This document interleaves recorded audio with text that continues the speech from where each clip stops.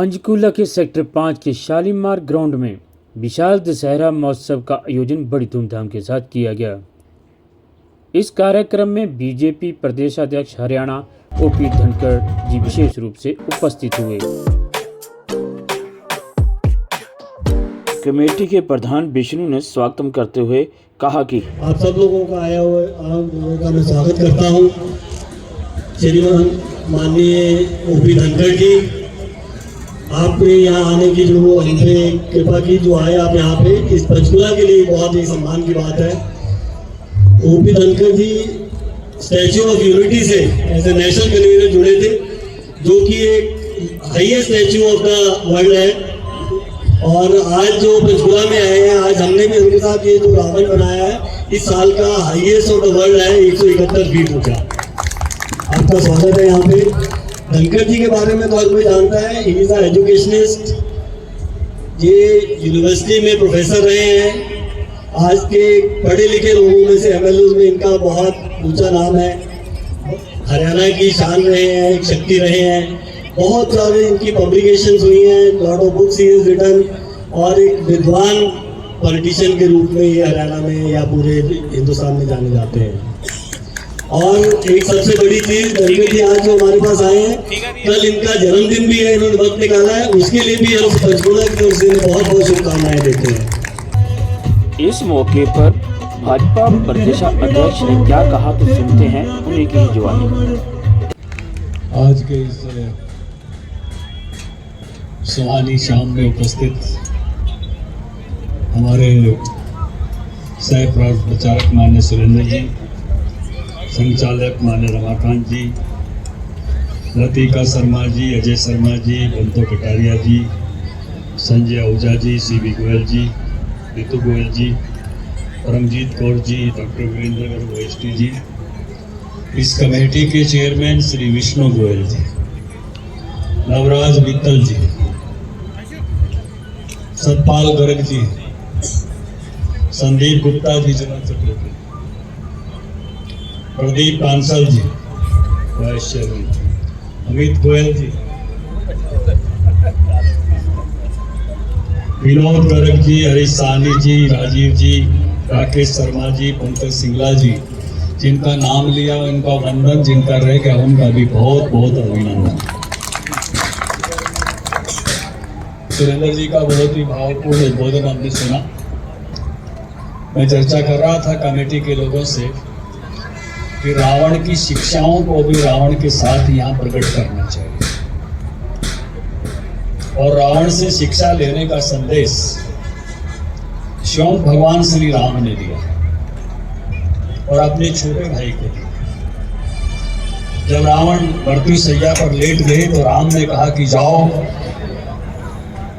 और रावण से शिक्षा। बहुत विचित्र बात है, शत्रु के रूप में था तो भी कहा कि बहुत विद्वान है। वैसे व्यक्ति जब कहता है, अंत में जो कहता है तो बहुत महत्वपूर्ण बातें कहता है। और रावण की 3 शिक्षाएं उस समय की लक्ष्मण जी को दी हुई है। रावण ने एक पहली शिक्षा लक्ष्मण को दी कि कोई भी शुभ काम करना हो तो तुरंत करना, उसको टालना मत। बहुत बड़ा मैसेज है। एक श्री श्री रविशंकर जी की शिष्या ऐसे ही प्रवचन सुन रही थी, और प्रवचन सुनने के बाद दोपहर में श्री श्री रविशंकर जी आराम करने चले गए। तो उसके 10 मिनट बाद ही वो शिष्या आई, वो दरवाजा जोर जोर से खटखटाने लगी।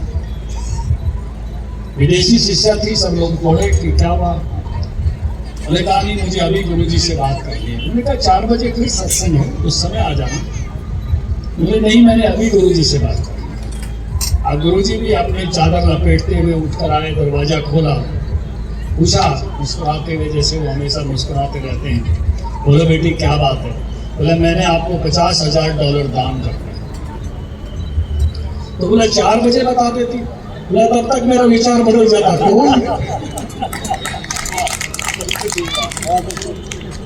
इसलिए कोई अच्छा विचार आए तो उसको बदलने से पहले पूरा करो, और कोई बुरा विचार आए तो उसको जितना टाल सकते हो उतना टालो। ये रावण की पहली शिक्षा। रावण ने दूसरी शिक्षा दी कि कभी भी शत्रु को छोटा मत समझो। मैंने शत्रु को छोटा समझा। मैंने सोचा क्या बानर क्या भालू ये क्या लड़ेंगे, दो वनवासी भाई आए। इसलिए ये भी बहुत बड़ी शिक्षा है। अभी कोरोना की बात हो रही थी, कोरोना का शत्रु कहीं दिख रहा था क्या? कितना माइक्रो लेवल पर था। और कितनी अच्छी बात सुरेंद्र जी कह रहे थे कि ब्राजील ईसाइयों का देश है और उनके राष्ट्रपति जे बोल्सोनारो उन्होंने हनुमान जी की फोटो लगाकर ट्वीट किया था, धन्यवाद भारत। जब वासुदेव कुटुंबकम के थीम पर जब वहां वैक्सीन गई थी, ये कितना बड़ा थीम है। इसी थीम पर न्यू गिनी पापुआ के राष्ट्रपति जेम्स मोरापे ने मोदी जी के पैर छू लिए थे। कोई राष्ट्राध्यक्ष राष्ट्रपति दूसरे देश के राष्ट्रपति प्रधानमंत्री के पैर नहीं छूता। जब जेम्स मोरापे से पत्रकारों ने पूछा, उन्होंने कहा जब मेरा देश कोरोना से तड़प रहा था, मैंने आसपास के सभी देशों, कोरिया हो, जापान हो, चीन हो, ऑस्ट्रेलिया हो, न्यूजीलैंड हो, सबसे पूछा था, किसी से मुझे मदद नहीं मिली। किसी ने मुझे कहा कि भारत के प्रधानमंत्री से बात करो। और जब मैंने मोदी जी से निवेदन किया और जब भारत के जहाज या वैक्सीन लेकर उतरे तब मेरा देश बचा। इसलिए मैंने भारत के प्रधानमंत्री को बड़ी घटना, छोटी घटना नहीं, लेकिन इसके पीछे वैल्यू कौन सी? वासुदेव कुटुंबकम, जो हमारे विश्व में जो वैल्यू थी, उस वैल्यू का हमको मिलेगा। रावण ने तीसरी शिक्षा जो लक्ष्मण को दी, वो कहा कि अपने जीवन का रहस्य किसी को मत बताना। मेरे से बहुत बड़ी भूल हुई कि मैंने विभीषण को बता दिया कि मेरी नाभि में अमृत है और मैं तब तक नहीं मरूंगा जब तक मेरा अमृत सूख नहीं जाएगा। और जब रावण बार बार मर नहीं रहा था, तब विभीषण ने राम के कान में कहा कि इसकी नाभि पर प्रहार करोगे तो मरेगा। और तब नाभि पर प्रहार करने की बात कही तो रावण ने सुन ली और रावण ने उस समय विभीषण पर तीर चलाया था। राम आगे आए, तुरंत विभीषण पाछे मेला, सम्मुख राम सही सुख सेला। आगे आके उस तीर को अपने कंधे पर झेला, फिर मारा। उन्होंने कहा कितना ही आपका सगा हो, अपने जीवन के गहरे रहस्यों को कभी मत बताना। तीनों शिक्षाएं बहुत गजब की। और मुझे लगता है कि एक शिक्षा रावण बताने भूल गए, शायद मौत जल्दी आ गई।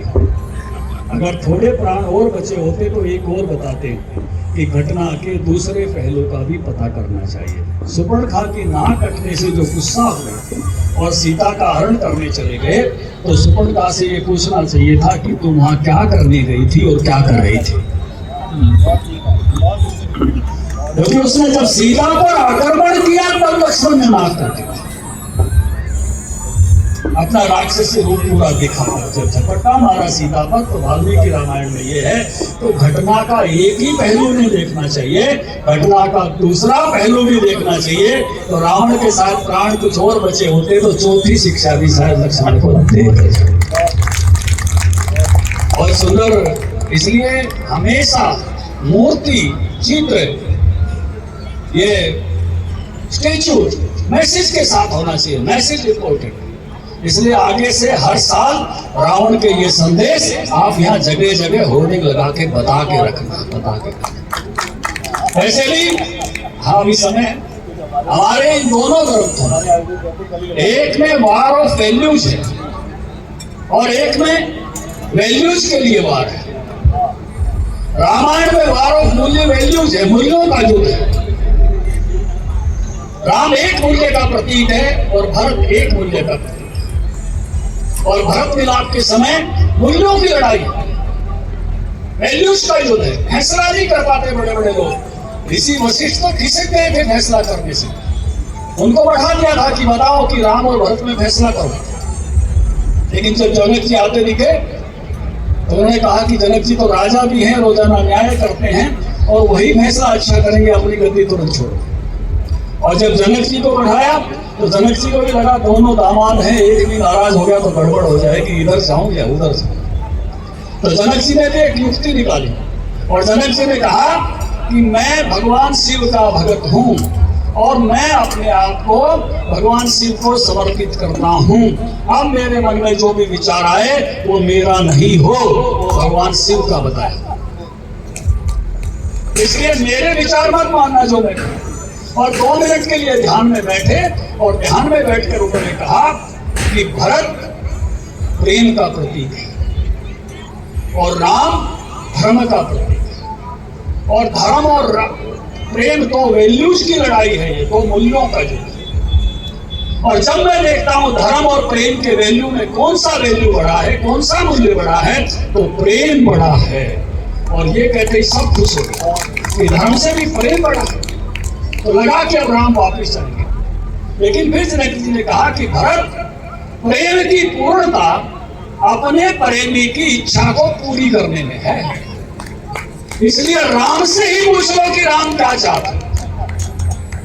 और जब भरत अपनी जगह से उठे और राम के चरणों में जाके बैठे और पूछा भैया मेरे लिए क्या आज्ञा है, तो राम ने पहला वाक्य कहा, भरत मैं अपना राज्य वापिस लेता हूं। दूसरा वाक्य कहा, तुम्हें प्रतिनिधि के रूप में 14 वर्ष अपना राज्य करने का, राज्य संचालन करने का काम सौंपता हूं। तो आज के युग में राम कौन है? जनता। और आज के युग के भरत कौन है? चुने हुए प्रतिनिधि। 5 साल के लिए राम रूपी जनता इन भरतों को ये काम देती है और वो अच्छा काम नहीं करे तो वापस ले लेते हैं। हर 5 साल फिर से पकड़ा। तो आज के युग का राम कौन है?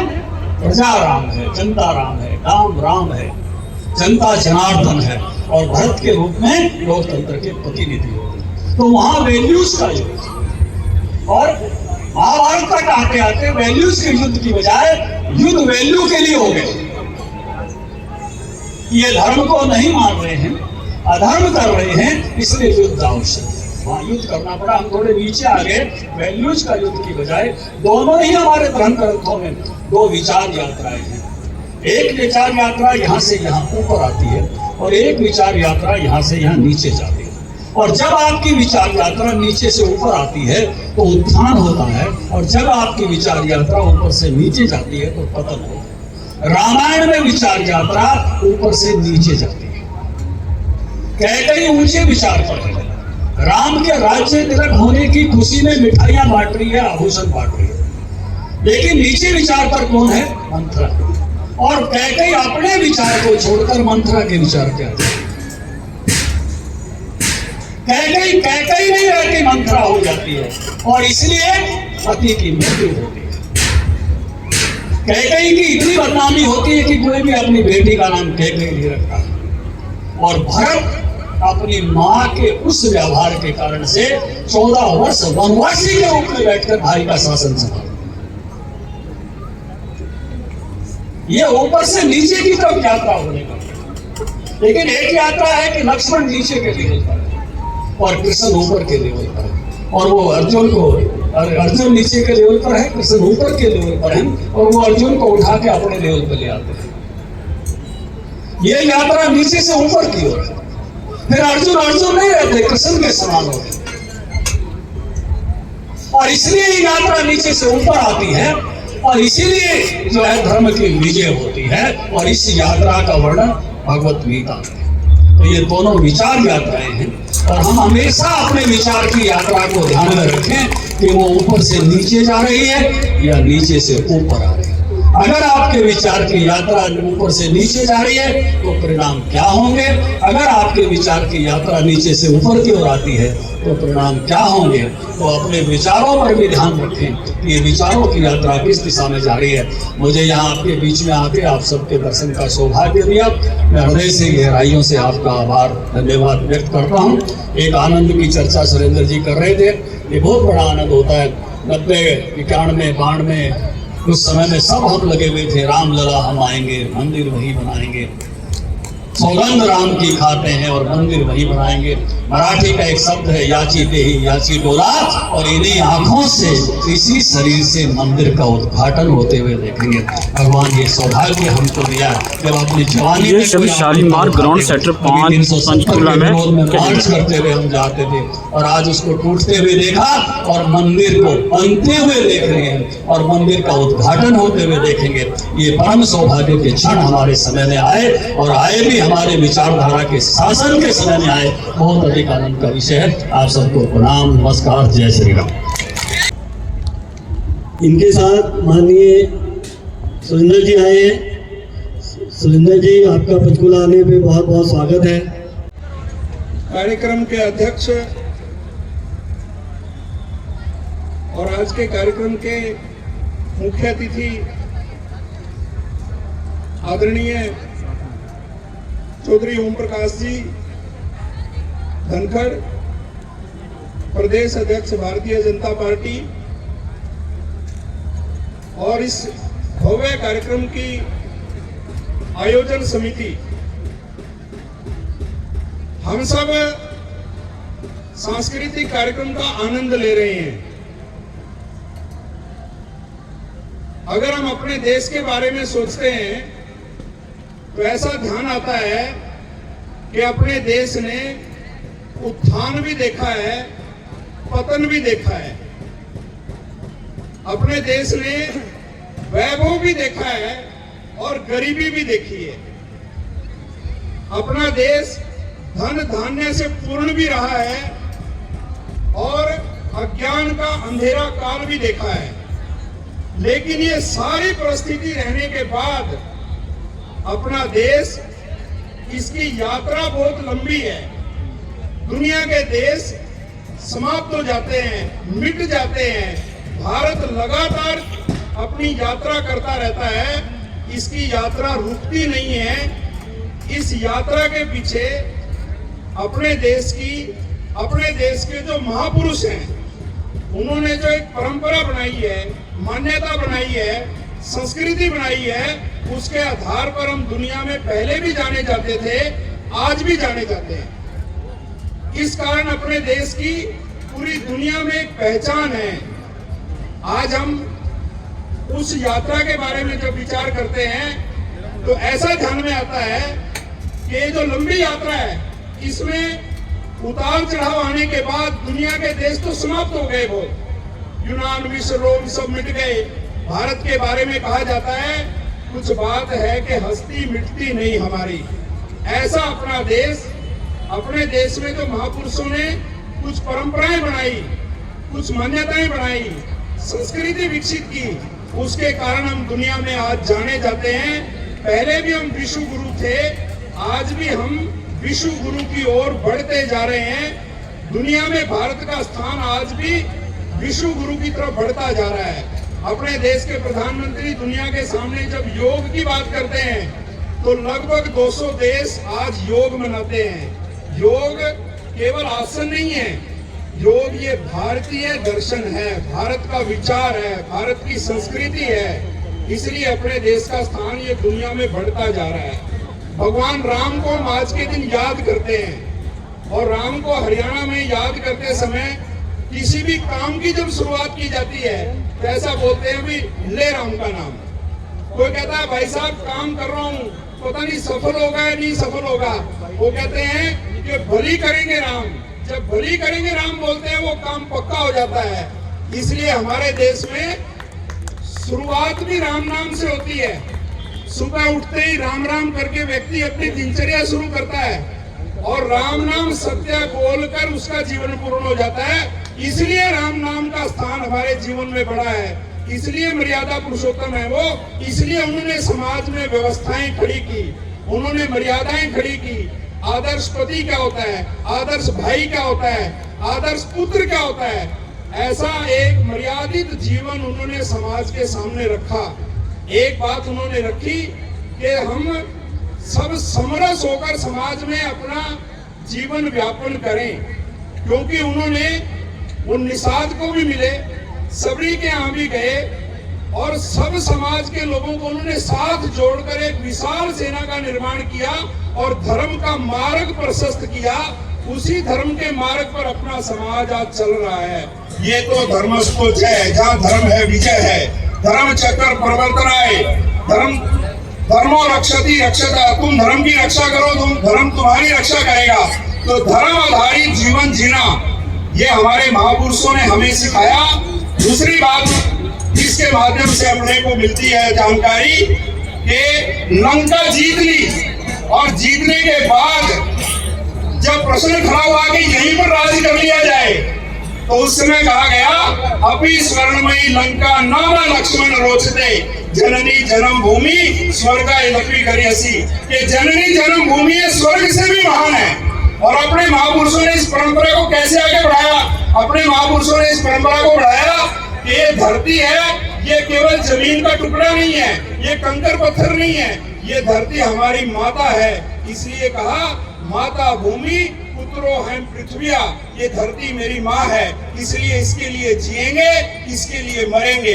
अनेकों ऐसे महापुरुष हैं, अनेकों ऐसे देशभक्त हैं जो मातृभूमि के लिए जीते हैं और इसको हम हर रोज अपने जीवन में व्यवहार में देखते हैं। सुबह उठते ही हम भूमि को प्रणाम करते हैं, कोई भी मांगलिक काम शुरू करते हैं भूमि पूजन से शुरू करते हैं। और इस भूमि के लिए अपने देश में अनेकों लोगों ने कुर्बानियां दी, शहादत दी, अनेक लोगों ने मातृभूमि के लिए अपना जीवन अर्पित किया। भारत माता की जय। और अपने देश में इस विचार को हर व्यक्ति जानता है। जब वो कोई खिलाड़ी खेल के मैदान में उतरता है तो भूमि को प्रणाम करता है, फिर मस्तक से लगाता है। चाहे वो भारत की भूमि हो, चाहे वो खेल खेलते हुए दुनिया की किसी भी भूमि पर जाता है, वो बोलता है माता भूमि पुत्रो हैं पृथ्विया। क्योंकि हमें बताया गया जननी जन्म भूमि स्वर्गादपि करियसी, के जननी जन्म भूमि स्वर्ग से भी बढ़कर है। इस प्रकार का विचार ये अपने देश में अपने महापुरुषों ने, भगवान राम ने एक आदर्श परंपरा अपने बीच में स्थापित की। दूसरी बात उन्होंने कही कि ये जो देश है, इस देश में अनेक प्रकार के विचार काम करते हैं, अनेक प्रकार के मत काम करते हैं। सब मत ये कहते हैं उस परंपरा के अंतर्गत कि सबका भला हो, कोई दुखी ना रहे, सब सुखी रहें, सबका जीवन सुखमय हो। इसलिए कहा सर्वे भवन्तु सुखिना सर्वे सन्तु निरामया। इस सर्वे में वो लोग भी हैं जो भारत का विरोध करते हैं।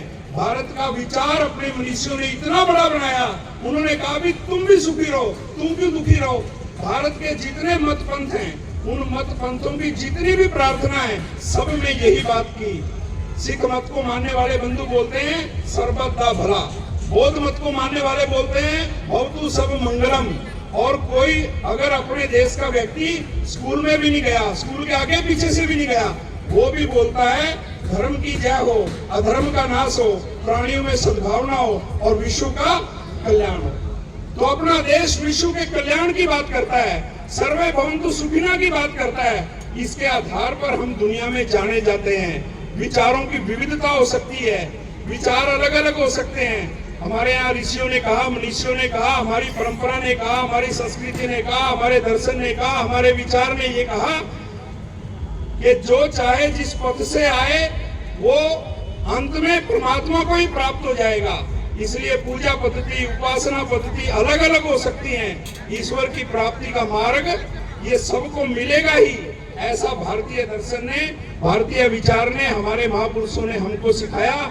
इन्हीं परंपराओं के आधार पर, इन्हीं विचारों के आधार पर, इन्हीं देश के मूल्यों के आधार पर हम दुनिया में जाने जाते हैं। दुनिया में हमारी पहचान है आज, और दुनिया में हमारी पहचान जो विश्व गुरु के रूप में पहले थी, आज अपना देश उससे भी आगे बढ़ता जा रहा है। और हम बड़े सौभाग्यशाली हैं कि दुनिया में भारत का स्थान जो पहले था उससे भी बड़ा बनने जा रहा है, और उसके हम सब प्रत्यक्षदर्शी हैं, साक्षी हैं। मंत्री भारत के प्रधानमंत्री का चरण छूते हैं। दुनिया में कि जिस प्रकार संजीवनी लेकर लक्ष्मण जी आए थे, वही काम भारत आज कर रहा है। दुनिया को जीवन दे रहा है, दुनिया को जीना सिखा रहा है, दुनिया को स्वास्थ्य के बारे में बता रहा है। इस प्रकार की हमारे देश की परंपरा है, इस प्रकार की हमारे देश की परंपरा ये हमारे महापुरुषों ने हमारे बीच में प्रारंभ की है। और जिस भगवान राम जी को याद किया जा रहा है, उस भगवान राम जी को, उन भगवान राम जी का लंबे समय से अयोध्या जी के अंदर उनका भव्य मंदिर बनना चाहिए और भव्य मंदिर बनकर तैयार हो गया है। प्राण प्रतिष्ठा भी उसकी होने वाली है और हम सब कुछ समय के बाद उसके दर्शन करने भी जा सकते हैं। तो ऐसे भगवान राम जिन्होंने केवल भारत को नहीं पूरी दुनिया को बताया जीवन कैसे जिया जाता है। और मैं अंत में जो पंचकुला के सभी ये आयोजन समिति के बंधु हैं, इन सबको बधाई देता हूँ, साधुवाद देता हूँ कि विश्व का सबसे बड़ा रावण यानी विश्व में सबसे ज्यादा जो बुराई है उसका अंत ये पंचकुला से ही प्रारंभ हो।